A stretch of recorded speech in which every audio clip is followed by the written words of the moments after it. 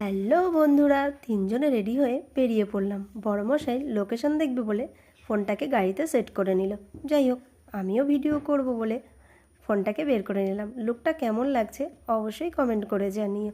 যেহেতু আমরা বাইকে যাচ্ছিলাম আর তার মধ্যে ভিউটা এত সুন্দর ছিল যে আমার তো এই গানটার কথাই মনে আসছিল।